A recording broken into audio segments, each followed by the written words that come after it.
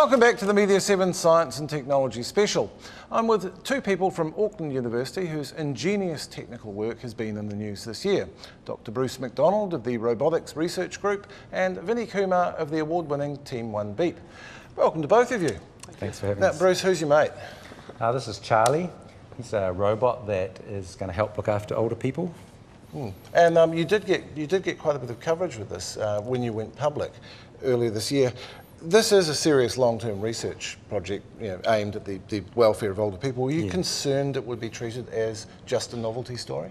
Yeah, we were quite concerned to begin with because people don't see robots much, and what they know is from what they see in the media, especially movies and television and some of the things they read, robot books and things. So we were pretty worried about it, but we explained it carefully, and when people saw the robot and saw what it did, then we got good coverage, and it was pretty informative. We thought it was good. Now, having said that, does he do anything fun? Get Charlie to tell me a joke.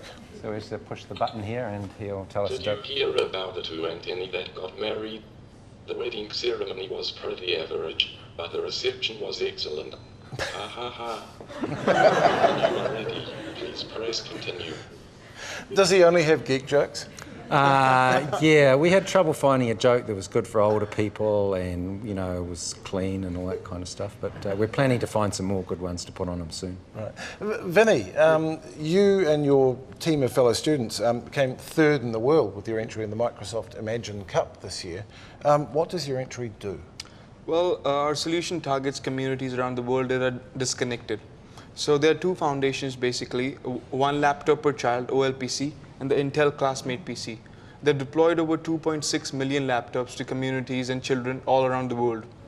But once you deploy the laptops, there is no way to update them with books, education content, or fresh information. Because there are no cellular networks in the middle of Africa, for example. Yeah. Middle of Africa or South America, majority of the countries. So what our solution enables is we can transmit any file over the radio. So all you need now is the radio, which is already there. You plug the radio into the computer using a simple piece of wire, and you can receive all the education content that you need. And that's very old technology, an AM/FM transistor radio. Did people get that there was a certain irony there that you'd entered this high-tech competition with something that used very old technology? Well, I think one thing we should remember is no matter how advanced we get, we should always remember the power of which we've already created. So radio is something which is global, which is everywhere. And we didn't want to just create something that's fancy, but when you take it out to the real world, it's not really applicable. So the solution we have created, the infrastructure needed for it, is already there. Do you think that the fact that there was such a strong public good angle to it made it a better story, rather than just being yet another tech story? Yeah, definitely. And that goes with the theme of the competition. Use technology to solve one of the world's toughest issues. And we believe that illiteracy is one of the world's biggest issues.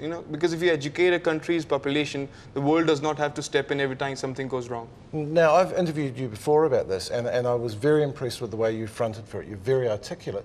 Did you get any advice or training before you went out? Well, I think when you create a project from scratch and you're passionate about it, it just comes from the heart. Now, Bruce, you've had one successful experience of going to the media with Charlie. That worked. How important is having a profile going to be? I mean, do you need a profile to get funding? Is that part of what you need to do? Yeah, I think so. I think it's very important because it's very new technology. And because robots have a lot of expectations in people's minds, it's really important to explain what we're doing and get the information out there and people understand that it's okay. So what will be the next thing you go to the media with? We're actually planning to release some results from one of our studies that are being published in September, and we're going to release all those to the media and explain it and show it, and hopefully we can get some coverage to tell people about real results. Yeah, that will be interesting when you've got real things to say. Vinny, you, I presume, will be looking forward to deployment of this technology. Yes, definitely. We've already got offers from Argentina, Portugal, and the close-to-home Solomon Islands and Vanuatu. Well, thank you to both of you, and best of luck with both your projects. I'm genuinely impressed by both of them. Cool. You're done.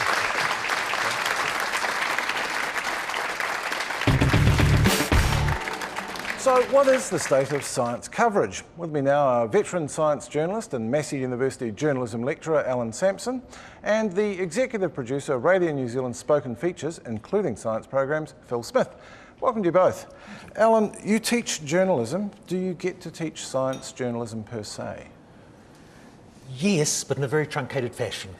We have a short burst of it over a week. Would you like to do more? I would love to do more. What's the key to teaching journalists? You know, if you haven't got that much time, you've only got one unit, what do you go first with? Do you go with statistics? Well, statistics is taught separately. It's taught in a separate section altogether. Oh, that's interesting. So I do not. The first thing is to understand the fundamental differences between science and journalism, setting expectations. Journalists love outcomes. You know, cancer is cured. Scientists have a very different approach. Yes, and this is to understand absolutely what I hear from scientists. And Phil, the other thing that I always hear is that journalists can't count. And this brings us back to the statistics thing. Do you think there's something in that? Yeah, when I learned journalism, we didn't do statistics, and I kind of wish we had. I got to do it somewhere else at university, which was lucky, but it's still a scary thing for most journalists, and I'm glad you're teaching it. Journalists still tend to do it reasonably badly on a reasonably regular basis. There's two sorts of things they get wrong. One is that they believe a statistic that's put in front of them without investigating. So there was a story a couple of weeks ago, for example, which said that there was a new scan for autism and it was going to be 90% accurate, and this was what the study showed. And every media I looked at anywhere in the world did it just like that. That's what they reported. I recall the story. The study that actually done, half of the people in the study had autism, and they were 90% accurate at spotting a 50% condition. But in the real world, it's a 1% condition, and so its accuracy in the real world is much more likely to be about 5%, which is not really quite the same story. And without that being explained in the story, it's absolutely impossible for a member of the public to actually divine that. Does that mean that anyone who reports on science should be prepared to go to the original research and be able to read it? Yeah, they should, except the difficulty in journalism is that journalists are really pushed. And, you've often got to get a story out within the next hour or certainly that day, and often don't have the time to do quite as much research as needs to be done if they're not got a background in the area. Alan, do you think it's important for journalists who cover science rounds to have a science background, or is that just unrealistic? There's not enough to go round. It's absolutely unrealistic. It's true. It just can't happen. The skill of a journalist is to be able to translate into lay language. And there's nothing wrong with a journalist interviewing a scientist and not understanding and saying, I don't understand, and repeating that again and again and again until they can understand. Is it still nonetheless a help for there to be a regular science round, which there often isn't in media organisations, rather than stories being done by a series of generalists? That's a fair point. I would love it if all papers had a science round, but that realistically is not happening. I think only the Dominion, I'm not sure about the Herald now, but they certainly did have a science round. The Dominion Post now has a science round, or a revived one, which is great. But there's not enough of them around the country. Phil, you talked about the expectations of the media and the need for something definite, and in some respects the need for conflict to make a story work. Sure. Are you, as a public broadcaster, in a different position there? Can you do something purely on its own merits? My part of public broadcasting is outside of the conflict zone of day-to-day journalism, outside of the newsroom. And so the science specialists who work in Radio New Zealand's features, they have the privilege of watching the act of discovery in science and covering it in a really significant and useful way, and making documentaries and making programs, and they do a fantastic job. It's a little harder within the newsroom. I think actually we do a really good job most of the time. Your graphic showed, I thought, quite a good figure for us. We didn't do anywhere near as much coverage as many people did. On ClimateGate, yeah, that was interesting. And I think that when the basis of the organisation is not simply to sell papers, to sex up the story, to make it as exciting, to have as much conflict as possible, you've got a much better chance of really getting under the hood and looking to see what's important and what's reasonable and which stories really are the ones that you should cover. And I think what we see when journalists aren't certain of what's important and what's reasonable is you get the talking heads model, you get the he said, she said, which we saw particularly with the big debate about genetic modification. Yep. There was always someone saying yes it is and someone saying no it isn't. How do we get past that? It's really hard, and that is a fine model in journalism. It's not a problem with most things. With an argument between education policy, you've got different points of view and you want to hear them both. Neither of them is intrinsically correct. And in most things that's true. It's a little bit more problematic with science, where to give two equal points of view on a subject where science becomes a matter of politics, potentially is to give them the appearance of equal validity, where one has facts behind it and one has opinions behind it. And the natural argument that might happen between them happens on different sorts of territories that don't match very easily. Is it becoming more perilous ground? Because we had a look at BSA complaints on science topics, and they're on the rise, often about climate change. But, I mean, what do you make of that, Alan? Because there seems to be a steady stream of these things. I'm going to go against the argument a bit here. Good. I think we over-worry about this climate change balance, because I think if you did a content analysis of the mainstream press over the last 10 years, you would find the overwhelming copy being the mainstream science. Occasionally, whenever a paper publishes a contrary view, there's an outcry. Science welcomes challenging, doesn't it? There shouldn't be equal coverage, obviously, because the mainstream science is overwhelmingly accepted and demonstrated, and most, I think, reasonable people would accept that science. But there is a time to allow contrary voices. Phil. It's worth noting, though, that you were talking about BSA complaints, and balance has been used as a tactic in the past, and I'm sure it still is, by groups of people who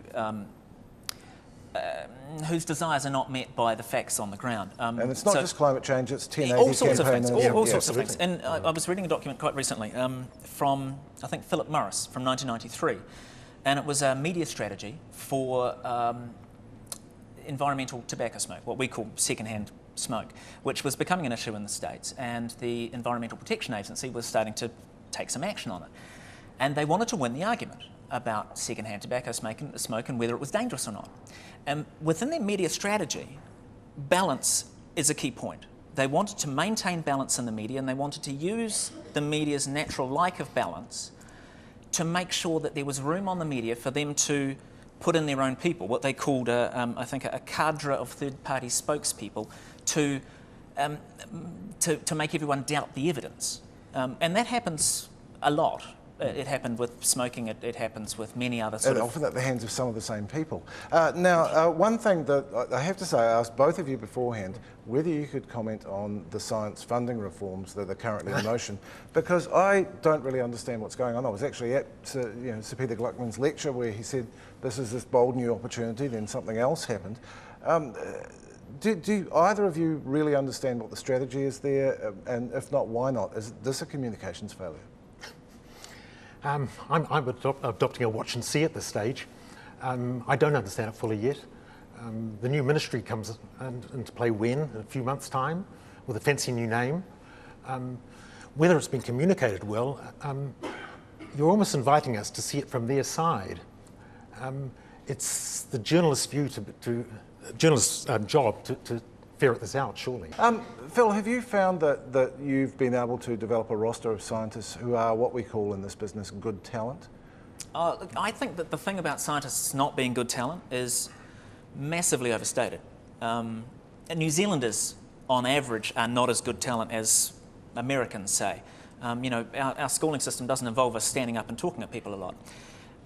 But within sort of the talent ratio of New Zealand, I think scientists are fantastic. They're passionate about their subject, they know about it deeply, they care about it deeply, and they get really excited about it when you talk to them. Is it helping or hindering, just briefly, that we now have this new role called Science Communicator? There's even a course in it at Otago University. Is that making things better, or are they the kind of obstructive PR people? How can you answer this? It's a new enough thing that we couldn't possibly tell. Yeah. Right, well, keep a watching brief on that one. What is good, though, the Science Media Centre has done a fantastic job and is a really important institution, that Peter, you were talking to earlier, doing a great job and making quite a difference, I think. Yeah. I was interested in the comment from this gentleman over here talking about his robot, and you asked him about almost the same question about the value of good communication of science, and he said talking from the heart. And I think that's the best advice you could give to any scientist. Well, indeed. Now, moving on, it was Ralph Waldo Emerson who quaffed more or less, build a better mousetrap and the world will beat a path to your door. But what if you built a better mouse? Jose Barbosa has the man who hopes that's true too. G'day, I'm in Christchurch and I'm just trying to... there you are. Got the bugger. This is a mouse, and they've been our faithful computer friends ever since 1963. But the basic design has never really changed, until now. This is Grant Odgers. He's a software engineer and inventor who's created a new product designed to take on the big boys. So this is why we're here. This is the SwiftPoint mouse. It's sort of like a small burlesque couch. And I guess that's kind of the idea, Grant. It's a couch for your fingers. That's right, in terms of comfort, you could definitely say that. Grant found it difficult to use laptop touchpads while on the move. So he decided to create a device that would be more comfortable to use while travelling. If you look at all the mice out there, it's all about getting your whole hand on it and moving it around like this. Whereas we've sort of designed a whole concept around holding it like a pen, you know, using your fingers like this. That means we can make it very small and at the same time very comfortable and very accurate. It's designed to be used on a laptop surface and has a scroll wheel which can be tilted to move quickly through a page. Basically, the shape that this device has come out at is really defined by how people have been holding it and all the feedback, not through looking how can we make it look cool. So if you look at mice that are out there, a lot of them are actually designed in a way to make them look nice without, and then kind of the function side of it is kind of secondary, you know, so we kind of turn that around. And what about touchscreens? Does that mean we even need pointing devices anymore? You know, in a desktop environment, if you're using touch, if you're doing this for a significant amount of time with your arms up high and stretched out, you get this thing called gorilla arm where your arms basically just get tired and they feel like falling off. So it's much more comfortable to have your hands rested on the desk for long periods of time. So there's quite a few issues with touch. But having said that, there's some really good applications. Grant managed to get around $2 million from investors, but we wondered what he thought about the government's commitment to funding innovation.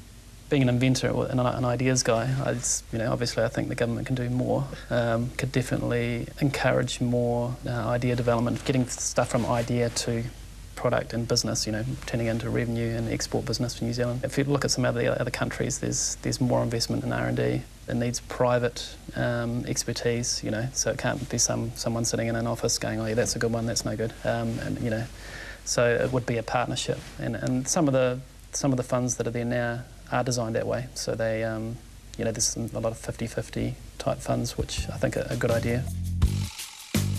Any inventor who's been tenacious enough to see an idea through to launch day should be congratulated. But in Grant's case, that could be extended further because he's employing a crucial idea. This is the idea that function must precede form, and to my mind that's a central tenet of good design. What Grant has to do now is convince the public to give the SwiftPoint a crack. That's a really tall order in a world that's enamoured with ugly and useless things. Well, gents, the guy's not Microsoft, he's not Logitech. Do you think he can do it from New Zealand?